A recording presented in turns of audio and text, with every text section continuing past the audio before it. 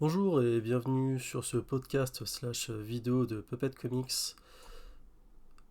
Donc on va débriefer à partir de maintenant toutes les sorties qu'il va y avoir dès à présent pour le mois d'octobre. Et on va commencer donc par les gros.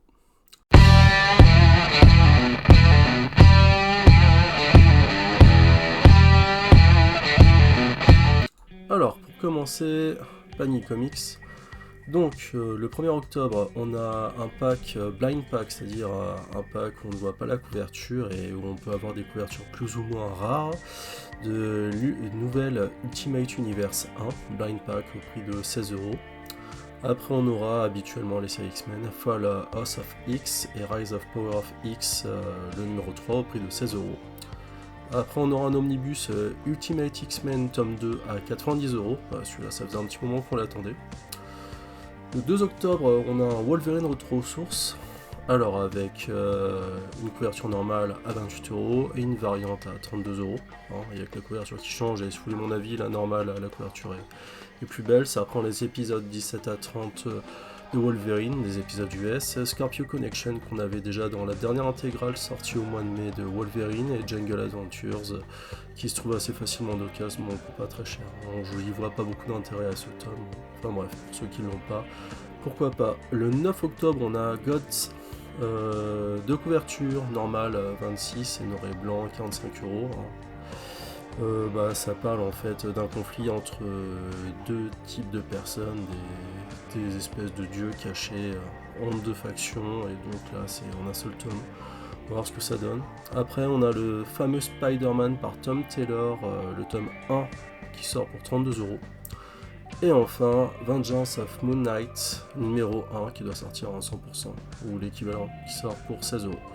Donc c'est tout pour les sorties Panini. Ensuite, chez Urban Comics, je vous avais déjà annoncé que Sculpt devait sortir le 27, finalement il était reporté, il sort le 4 octobre. Donc il sort pour 45€. Le 11 octobre, on a Fluff Fairyland, la suite de Fairyland, la série de Scotty Young qui a l'air vraiment déjantée, j'ai hâte de les découvrir. D'ailleurs, les anciens numéros sont en intégrale, deux belles intégrales qui ressemblent à des livres de contes pour enfants, mais c'est pas pour les enfants. Enfin, dans la suite, on a vu du Zorro, maintenant on a du vieux Zorro des années 50 par Alex Stott au prix de 31€, il y a un peu plus de 304 pages, c'est les épisodes tirés de la série Disney qu'on a tous vus quand on était gamin, alors une série vieillissante, parce que le comics faisait partie en fait de la série des années 50. Et donc voilà, donc on se retrouve avec un nouveau Zorro. Voilà. Qu'est-ce qu'on a ensuite? On a Le Déviant, qui est une sorte de thriller avec des Pères Noël tueurs, qui sort toujours le 11 octobre pour 20€. Après, un espèce de thriller polar sur le net, World TR33, donc le tome 1, 18€. C'est une histoire d'un femme qui a été créée par des amis dont ils ont perdu le contrôle. Ils tentent de le sceller, mais ils pensaient que c'était fait, et finalement le hacker qui mettait du contenu ultra violent sur ce forum revient. Voilà, donc ça partait des débuts d'internet fin des années 90, et puis finalement ça revient maintenant sur notre temps. C'est un petit truc un peu, comment dire, un peu darknet et autres là, je pense que ça peut être sympa. Après on va voir des nouvelles créations, donc c'est dans un label qui s'appelle Universal Monsters. Donc là on a deux récits, L'étrange créature du lac noir qui doit faire suite au film des années 50, L'étrange créature du lac, sauf que ça doit se passer à notre époque, pour 20€. Et une série Dracula aussi pour 20€, une autre adaptation de récits et de films horrifiques, toujours dans le même label, Universal Monsters. Ça fait un peu penser aux monstres de la Hammer si vous voulez mon avis, et peut-être que ça reprend ces monstres là. Ensuite, Halloween oblige, Batman City of Darkness. Donc Batman a encore affaire avec la cour des hiboux. Et finalement, il se retrouve dans un passage secret qui le ramène vers un Gotham déformé, une Gotham déformée, à la Lovecraft. Donc, récit à voir.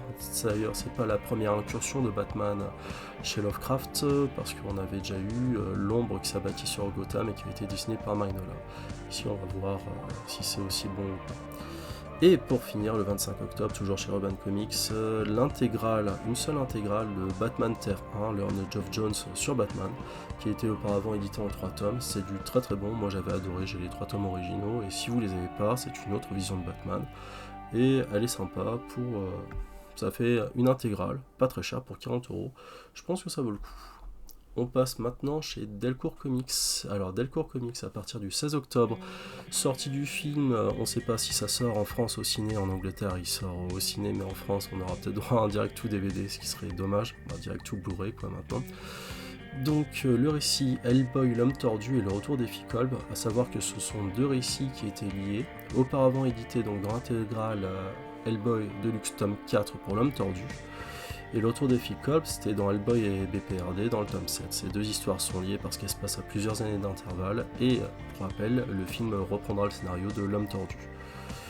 Voilà, j'espère que ça vous plaira. Après, on a La Maison des Impies, un thriller de Brubaker et Phillips qui nous entraîne dans une enquête sous l'atmosphère satanique dans les années 80. Et oui, là, on approche d'Halloween, donc les récits, ça va être du récit un peu plus ou moins horrifique ou non. Le 23 octobre, ressortie de Spawn Integral tome 1 pour 29,95€ avec comme ajout notable, donc on avait déjà dans l'édition 30 ans, la réédition des récits US 9 et 10 de Neil Gaiman, parce que si vous ne le saviez pas, Neil Gaiman et Todd McFarlane avaient fait un procès dans la première édition de 2006, ils n'avaient pas le droit de mettre les épisodes de Neil Gaiman dans le premier recueil, ce qui est maintenant le cas, donc on peut avoir, si vous le voulez, pour ceux qui ont déjà les archives de Spawn ou qui veulent commencer Spawn, avoir une vraie archive tome 1 avec tous les premiers numéros. Moi je vais passer mon tour parce que j'ai déjà énormément de variantes avec ce numéro, que ce soit en sémique, en US ou un recueil des 30 ans, donc voilà, pas besoin. Ensuite, autre série que j'aime beaucoup et qui est dictée par Delcourt en France, Berserker Bloodlines. Alors il s'agit finalement de ce que je vous avais déjà présenté sur la chaîne de Poetry of Madness et Fallen Empire. Donc le premier est très bon, il y a du Lovecraft, une grosse influence de Lovecraft dedans, hein, on parle de... donc du Berserker qui est dans la cité mythique grecque, perdu, dont le nom m'échappe maintenant, mais je le mettrai en sous-titre. Et Fallen Empire, ça parle de la chute des empires babyloniens et une histoire qui s'en inspire. Et donc encore deux autres récits, The Scourge tome 4, donc finalement une des séries parallèles du Spawnverse, donc c'est le tome 4 de Spawn, l'équipe infernale où vous avez le Medieval Spawn, She-Spawn, et les autres Spawn, ouais voilà. Et pour finir, Ad Astra in Africa, donc scénarisé et dessiné par Barry Windsor Smith, le papa de la remix du vieux Archer Armstrong de 1993, il me semble, et du gros récit Monsters. Alors je sais plus chez qui il est édité, peut-être chez Achilleos, mais bon, enfin bref, si vous êtes fan du maître, Ad Astra in Africa, ça peut vous plaire, surtout son prix est vraiment petit, c'est 15,50€. Voilà, on enchaîne maintenant chez iComics, avec le 9 octobre la sortie du dernier tome Classics, le tome 6, pour 39,95€, donc quelques séries Mirage et surtout quelques one-shots avec des auteurs comme Corben, Bissett ou Zuli. Autre titre chez iComics, Rick and Morty, Maudit Milkshake, donc finalement une nouvelle série chez Rick and Morty, où Rick and Morty se retrouve dans un univers où le prof de maths c'est l'intelligence suprême de cet univers, donc ça a l'air d'être un gros délire, sachant que le prof de maths est vraiment zarbi dans la série, donc à voir ce que ça donne. Et pour finir, une histoire de guerre et de mecha Dawn Runner au prix de 24,95€ et la variante à 49,95€, une histoire de guerre et de mecha signée Ramvi et dessinée par Ivan Kegel. Alors Ramvi, il avait déjà signé un super récit de vampire qui se passe en Inde dont le nom m'échappe, hein, excusez-moi, Alzheimer ça devient précoce. Bon, le titre était très bien, après Ramvi il a fait de l'indépendant et il a fait du Batman, hein, faut voir si vous aimez ou pas. Moi Dawn Runner je pense que je le feuilletterai. Et juste petite parenthèse, je comprends pas trop cette mode du noir et blanc, ça coûte plus cher parce que là on vient le voir chez Panini et là chez iComics ils font pareil, une variante à 49,95€, là ça commence à devenir vraiment cher quoi. Je sais pas ce que vous en pensez, vous me direz dans les commentaires, mais bon, moi Dawn Runner, je pense que je prendrai d'occasion. Et puis ça a l'air d'être un récit complet, donc à voir. Alors là, vraiment des sorties très intéressantes chez Comics Initiative, donc le 25 octobre, on a le récit complet Feuille Rouge, au prix de 12€, qui compte finalement ce qui se passe, une présence maléfique et étrangère va tourmenter une femme et sa fille qui sont dans une maison isolée en Sibérie et à 100 km de la prochaine ville. Ça a l'air vraiment très ambiance, surtout avec Halloween qui approche, ça peut être pas mal. Après on a une espèce de comics multiprimé qui a l'air d'être un hommage au film de genre des polars des années 30, 40 et 50. sauf que c'est un peu moins dans l'archétype, vu que c'est un enquêteur sino-américain qui va essayer d'élucider des meurtres sur fond de violence et de racisme en 1936. Voilà, c'est un récit qui a été multiprimé en 2022, un Harvey Awards et surtout un Eisner Awards. Donc je pense que ça va être un des must à prendre ce mois-ci. Ensuite, chez Delirium, grosse actualité, Den 2 de Richard Corben. Donc pour 25€, Delirium, ça fait du comics un peu atypique, un peu obscur en France, mais c'est bien de mettre des œuvres de Corben. D'ailleurs, Den a été une de ses œuvres maîtresses. Et pour le dessin du maître, c'est toujours très intéressant, sachant que Richard Corben, si je ne m'abuse, il a signé des récits aussi chez Hellboy. À voir, je vous en dirai plus si c'est le cas. Alors, chez Réflexion, pas de grosse actualité, un problème avec l'imprimeur et autres, donc j'ai envoyé un message sur Instagram. Je vous ferai une mise à jour s'ils me répondent assez rapidement, mais ça m'a l'air un peu compliqué pour leur nouvelle sortie, sachant que vous pouvez toujours les soutenir, parce que au niveau du shop, il y a toujours des récits originaux à prendre chez eux, donc n'hésitez pas, et surtout, c'est eux qui ont le courage d'éditer Cyberforce en France. Donc soutenez-les, parce que je pense qu'ils en ont vraiment besoin. Et pour finir, Vestron. Alors Vestron, le roi du crossover et le roi aussi de l'édition VF Tortue Ninja, deuxième éditeur VF de Tortue Ninja actuellement.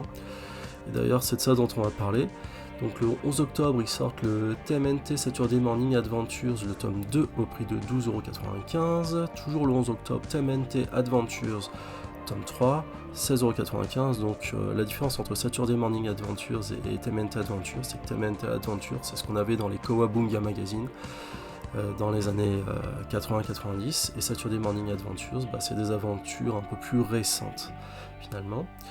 Aussi à noter la ressortie de Robocop vs Terminator, histoire complète pour 17,95€. D'ailleurs Robin, si tu regardes cette vidéo, ça fait 3 ans que tu as ce tome là chez toi, merci de me le rendre. Allez, à plus. Et le 25 octobre, chez Vestron, on finira par la licence Go-Go Power Rangers, donc le tome 3 qui sort pour 17,95€, et l'intégrale 4 de Power Rangers à 33,95€. D'ailleurs, c'est devenu chéro les intégrales chez Vestron, sachant qu'elles sont pas cartonnées ni rien, ça se rapproche du prix d'un Deluxe. Ça fait un peu mal, quoi. Bon, enfin bref, vous verrez, vous me direz ce que vous trouvez intéressant finalement dans ces nouvelles sorties.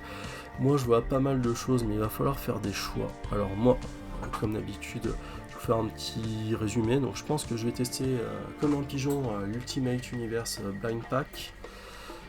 Voilà. Après chez Urban Comics, le Sculpt que je voulais prendre. Peut-être le Dracula et le Batman City of Darkness chez Urban. Chez Delcourt, bien sûr le Hellboy et à mon avis le Scorch 4 et sûrement le Ad Astra. Et chez iComics, bien sûr le TMNT classique. Et chez Comics Initiative The Good Asian. Ce roman dont je vous parlais qui était un hommage au polar des années 30 à 50. Et chez Vestron, bien sûr, toutes les sorties, TMNT et le Go-Go Power Rangers. Voilà, c'était tout pour aujourd'hui au niveau de ces actus du mois d'octobre. Dites-moi ce que vous allez prendre, ce qui vous tente. Et puis voilà, et puis on se retrouve bientôt pour des prochaines vidéos sur la chaîne Poupette Comics. Allez, je vous dis à bientôt. Ciao.